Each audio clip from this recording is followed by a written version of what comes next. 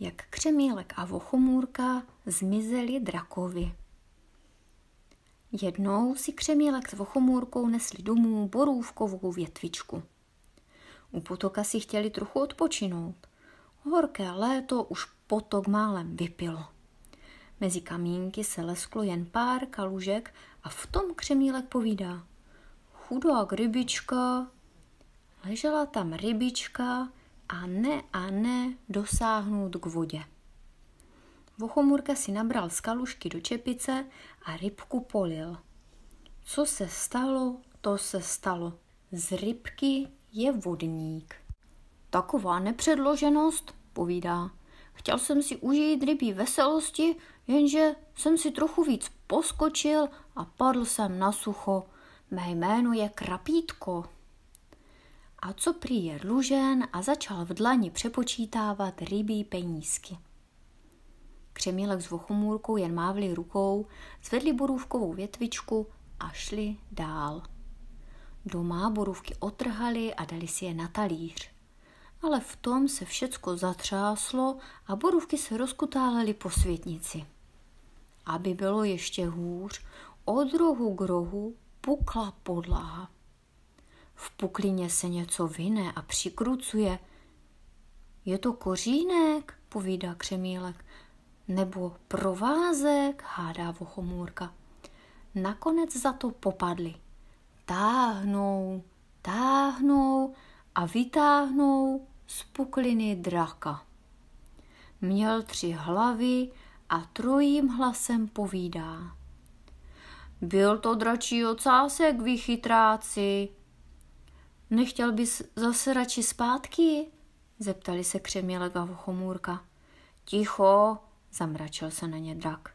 Nejdřív si musím všecko přezkoušet a pak se uvidí. Hlas měl jako 3 parní píšťaly, rozškrtl se do červena a vypustil kouř a křikl. A teď bych něco snět.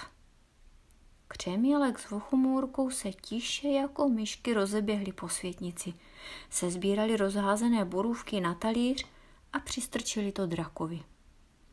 Drak borůvky očichal, zobl si první, druhou i třetí hlavou a ušklíbil se. Brr.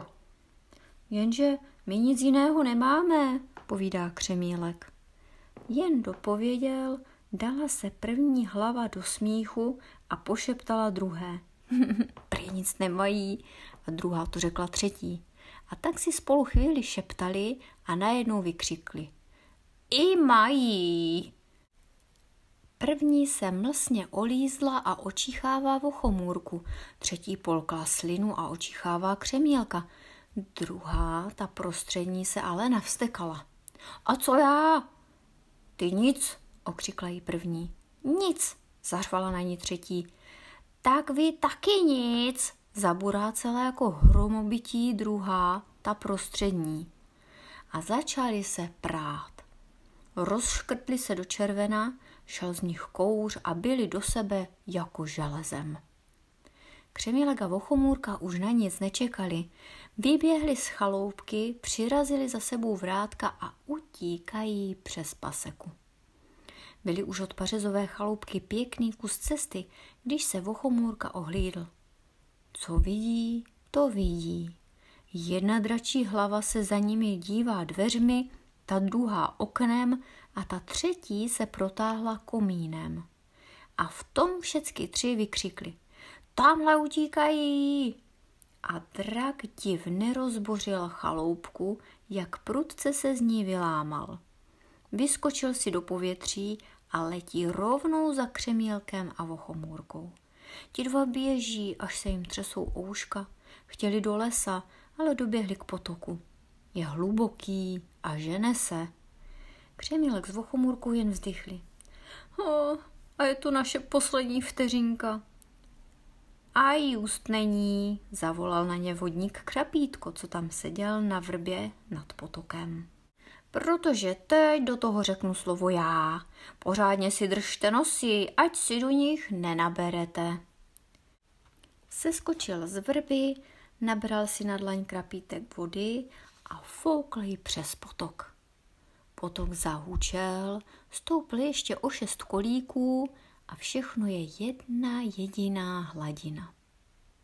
Když přiletěl drak, nikde nikdo, jen voda tam leží jako zrcadlo. Drak níž i výš a pořád nikde nikdo.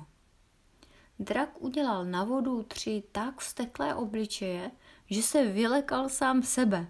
Otočil se a odletěl. Pak zas šla voda dolů. Za chvíli Křemílek a Vochomůrka stáli na suchu. Vodník Krapítko každému dal ještě pentličku ze zelené řasy a ukázal jim cestu domů do pařezové chaloupky.